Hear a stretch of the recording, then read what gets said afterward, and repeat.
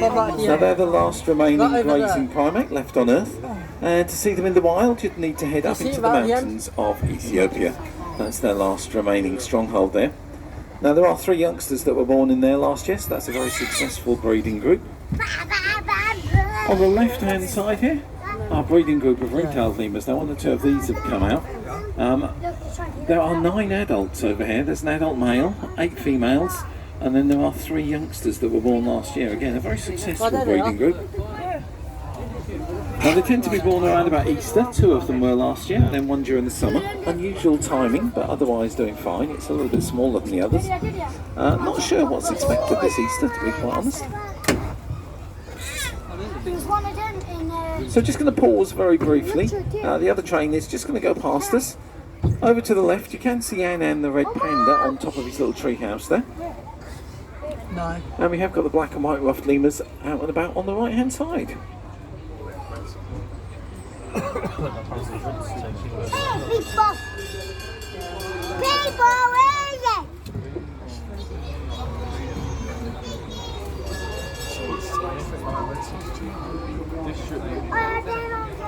Did you just say district lines in this train? Really? Yeah, it's Clement.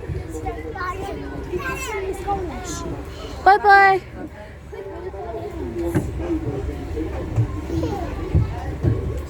Bye bye. So on the right hand side at the top end of the lake there's a flock of Chilean flamingos. Now there are 35 of the birds over there. Now that's generally considered to be the minimum number you need of this species to get them to breed, so fingers crossed look at that one. we have got enough Yeah. of them. We've also got some mirrors over there. Now the mirrors make the flock think it's a little bit larger than it really is, so that'll encourage them in the right direction. Now in the wild, these birds are suffering a major population crash. They're being seriously overhunted for meat. They're also having far too many of their eggs harvested. Whole flocks, or flamboyances as they like to call them, are being wiped out in just a couple of seasons. Now that can be 2, maybe 3,000 birds at a time. Now as you travel around the zoo today, I'm sure you'll pick up on the fact that we do collections for a number of different charities throughout the world, all under the umbrella organisation of Action for the Wild. Now this was set up in 2004, and since then we've been able to collect and donate thousands of pounds to these projects. If you'd like to see where that money goes to and what those projects are, there's a really nice display area at the bottom end of the Komodo dragon section. Lots of photographs there, lots of maps as well. Also information about the nature reserve that we've set up in South Africa. Now these days that's grown to be about cute. I wanted that 12,000 one. acres, and we're working I wanted very that your hard with the local babies. community Your to babies. re-establish all the animals that Oh, you so expect cute. on such a reserve. Now if you've enjoyed your trip with us this afternoon and feel you'd like to help us with that conservation work, No, I'll be at the front of the daffodils. train when we get into the station with a collection pot. Any small change or odd copper coins you care to donate would be very gratefully received.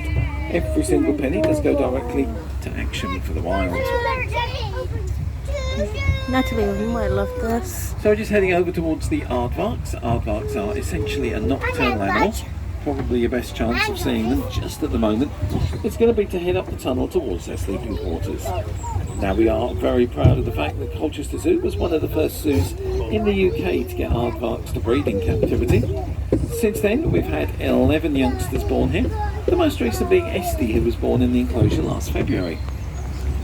Now when aardvarks come out at night they're looking for food. Their favourite food is termites, and they can eat 50,000 or so of those a night, which is a little bit difficult to find here in Essex. So we buy in a termite porridge, we feed them that, along with lots of soft fruits.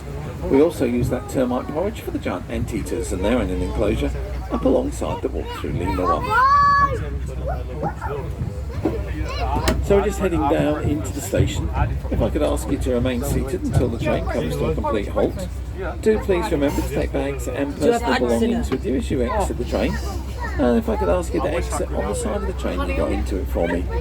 Now I hope you've enjoyed your journey with us this afternoon, and the road train is going to be running through today till 4 o'clock should anyone fancy another trip. But whatever you choose to do, I hope you enjoy the rest of your day here at Colchester Zoo, and welcome back to Colchester Zoo Central Station. Thank you. Go Tristan.